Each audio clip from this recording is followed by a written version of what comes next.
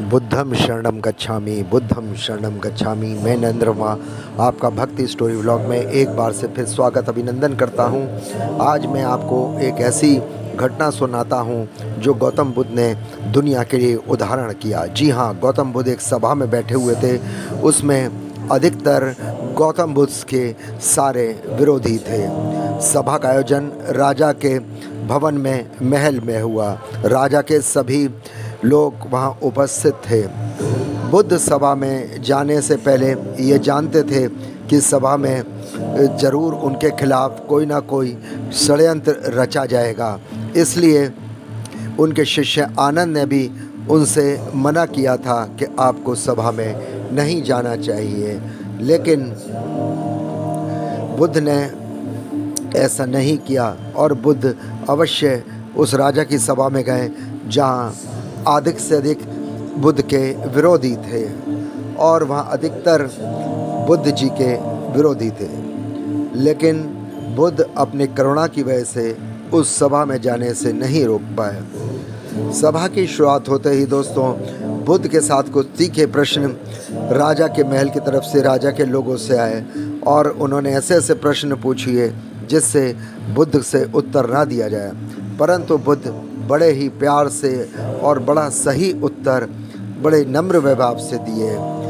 तभी वहाँ अचानक एक स्त्री आती है और बुद्ध से कहती है कि आप तो धर्म की बातें करते हैं, ज्ञान की बातें करते हैं, सत्य की बातें करते हैं, आप लोगों को सत्य की दिशा में चलने की दिशा निर्देश देते हैं।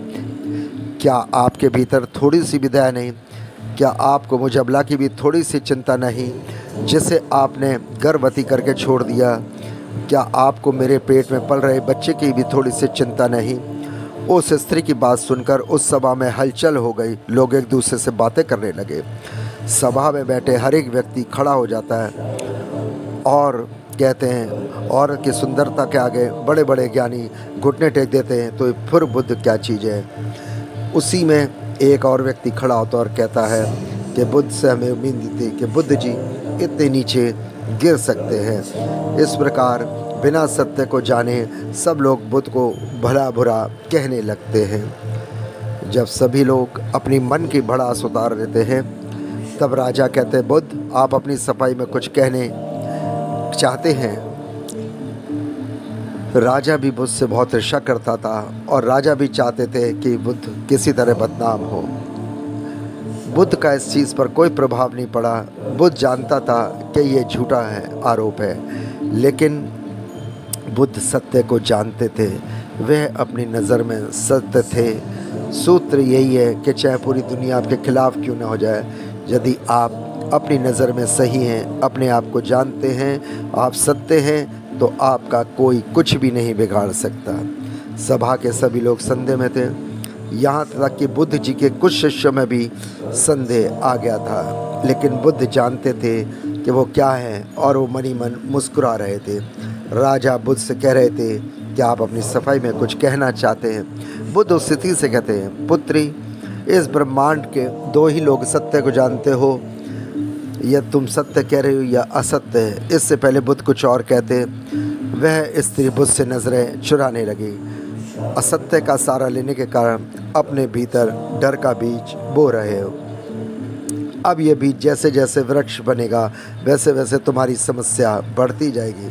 सभा का एक व्यक्ति उस स्त्री से कहता है, तुमने बहुत बड़ी कही है, अगर ये गलत साबित हुआ तो तुम जानती हो ना कि तुम्हें मौत की सज़ा दी जाएगी।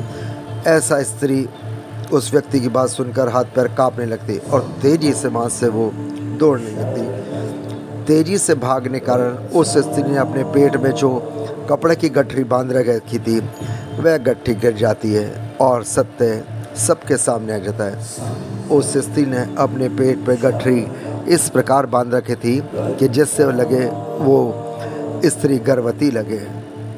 राजा ने तुरंत उसको बंदी बनाने के लिए कहा स्त्री को, परंतु महात्मा बुद्ध ने कहा, इस स्त्री को क्षमा कर दीजिए। आपको एक बात ध्यान रखना चाहिए, यदि आप सत्य हैं, आप धैर्यवान हैं, तो आपके लोग कितने भी खिलाफ हों, आपका कोई नुकसान नहीं कर सकता है।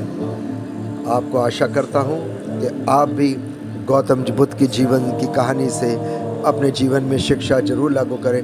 प्लीज़ ब्लॉग को लाइक करें, सब्सक्राइब करें, बेल आइकन को प्रेस करें, शेयर करें और प्यारा सा कमेंट्स ज़रूर लिखें कि आपको ये ब्लॉग कैसा लगा। आगे मैं आपके लिए और ब्लॉग बनाऊंगा। फिर भी मैं आपसे यही कहूँगा, आप हमेशा सत्य की राह की मार्ग पर चलें। यदि आप सत्य हैं, आपने किसी का कोई गलत नहीं किया, दुनिया आपको कितना भी गलत कहे, आपका कोई कुछ नहीं बिगाड़ सकता। आपके साथ ईश्वर है।